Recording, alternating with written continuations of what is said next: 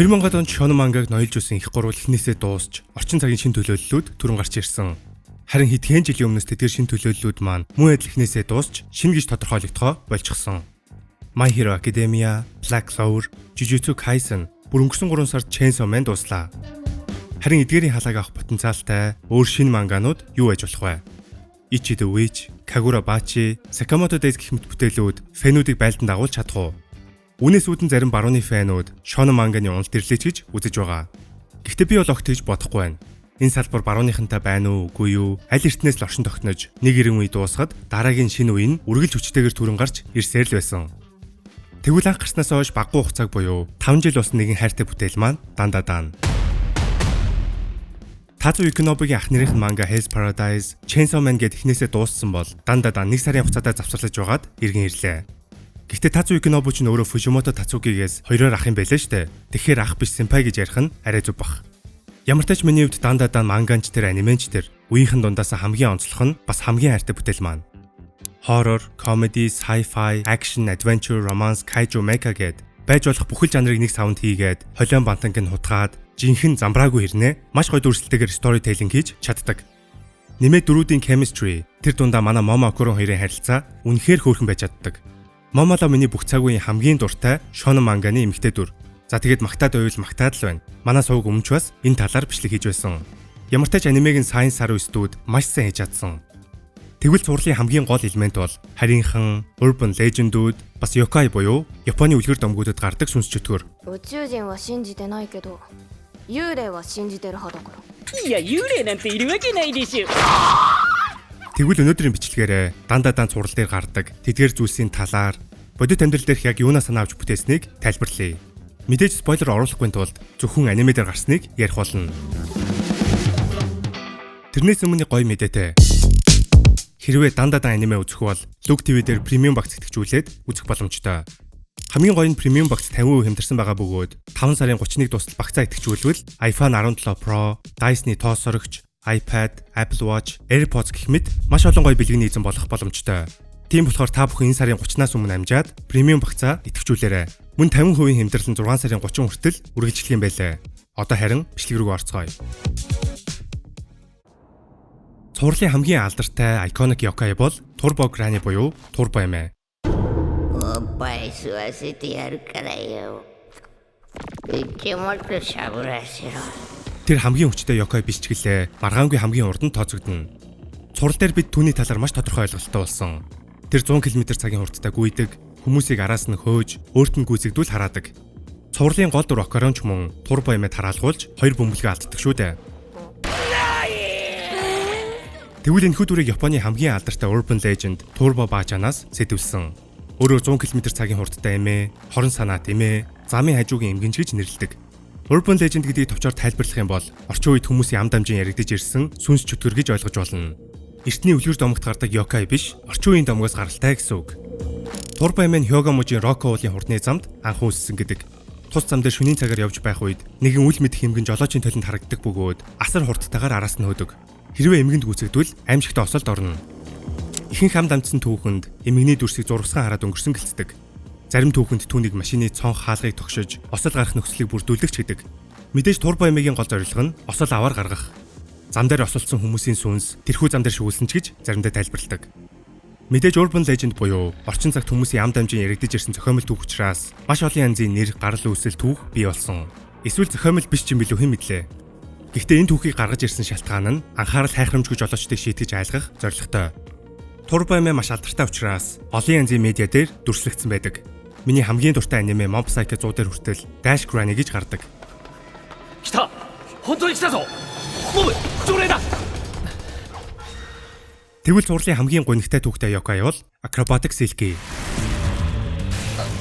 Ятто тэни ирэта. Түүний хувьд мөн Японы urban legend-ээс санаа авч бүтээсэн дүр.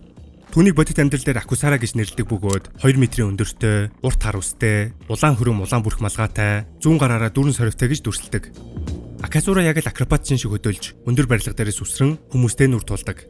Хэрвээ түүнтэй нүр тулвал үхлийн хараалтай. Түүний гарал үүсэл нь одоо ч тодорхойгүй бөгөөд ихэвчлэн өөртөө таалагдсан эрэгтэйг байгаа болгодог.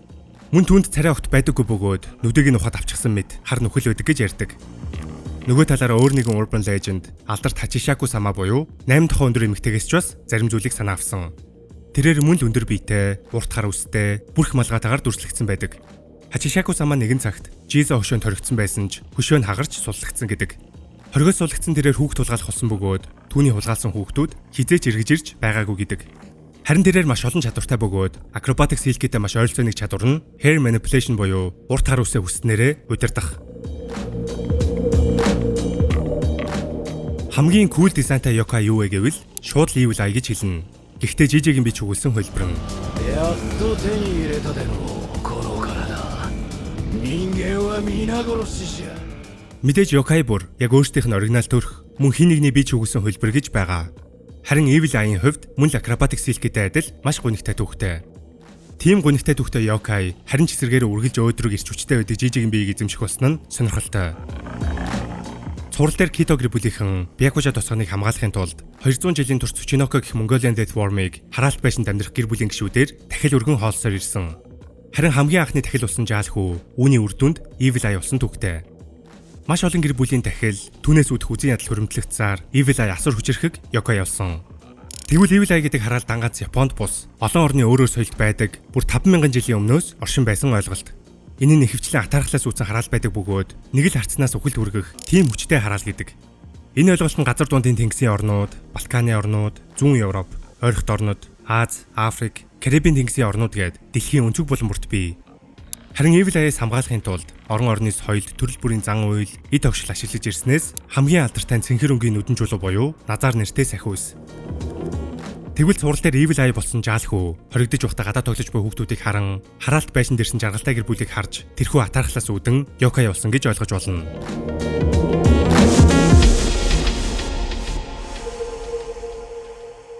Цуврал дээр хэд хэдэн харийн амьтад гардаг.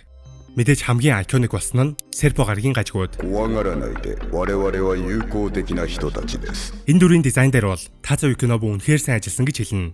Хүн төрхтэй байхтаач, харийн төрхтэй байхтаач цаанаасаа дургуун урж үзэн ядмаар тийм заван. Тэгвэл тэднийг Tazo Yukinobу оргүй хоосноос зохиогоогүй.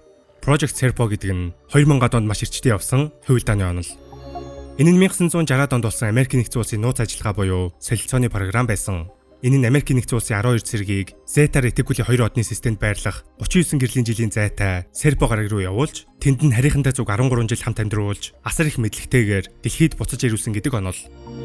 Ингэхдээ 1978 онд 12 хүнээс 2 нь хөлөгтэй нас барж, 8 нь буцаж ирэн, үлдсэн 2 нь Serpo гараг дээр үлдсэн гэдэг. Мэдээж энэ бол хувилдааны онол. Үнэн эсвэл худал гэдгийг нотлох шаардлагагүй. Гэхдээ 2000-ад онд асар хүчтэй интернетээр явсан нь энэ байлэр эсрэг дүрүүдийг бүтээхэд хүргэж чадсан юм. Okaru Momo 2 маань анх удаа Serpo гарагийнхантай нүр тулсны дараа нэгэн аврах биетэй сумууча харийн амьтантай тулддаг.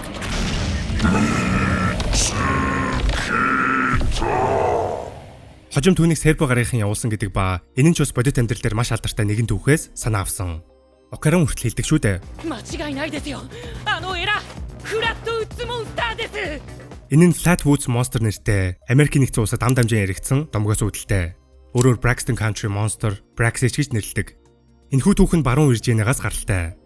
1952 оны 9 сарын 12-ны орой тэнгэрт нэгэн үл мэдэх нисдэг бит харваад өнгөрсөн ба Эдвард болон Фред ах 2 мөрөөр нь очиж гэрэл тусгатал аврах том хүн дүрс тарийн мангас харагдсан гэдэг. Та нарын харж байгаачлан тухайн мангасыг ингэж дүрслэлсэн бөгөөд толгой хэсэг нь хөзрийн гişиг хэлбэртэй гэж тодорхойлсон байдаг. Энэхүү дам яран маш хүчтэй дэлгэрч баруун Виржиниагаас гаралтай үлгэр домгийн хэмжээнд очсон түүхтэй. Гэвч хожим эрдэмтэн судлаачид үүнийг хари гарагийн нисдэг бит биш, ердөө жижиг солир байсан ба модон дээр суусан шар шувууны сүүдэр тэрхүү мангасын дүрсийг үүсгэсэн гэж үзсэн.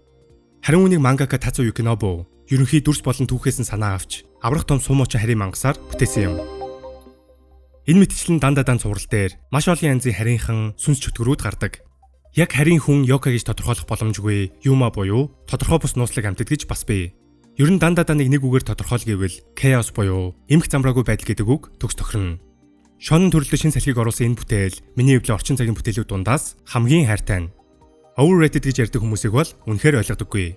Харин ч бусад шонон бүтээлүүд шиг тэр бүр яригдаад байдаггүй underrated шүү дээ. За тэгээд бичлэг маань энэ хүрээ дуусч байна. Хэрвээ сая дурдсан Yuma нарын тухай бичлэг үзэх хүсвэл лайк, subscribe дарахаа бити мартаарай. Доор сэтгэлээч бас үлдээгээрэй. Мөн манай сувгийн үйл ажиллагааг дэмжих хүсвэл доор гарч байгаа дансаар донешн илгээх боломжтой. Дараагийн бичлэгээр уулзцгаая.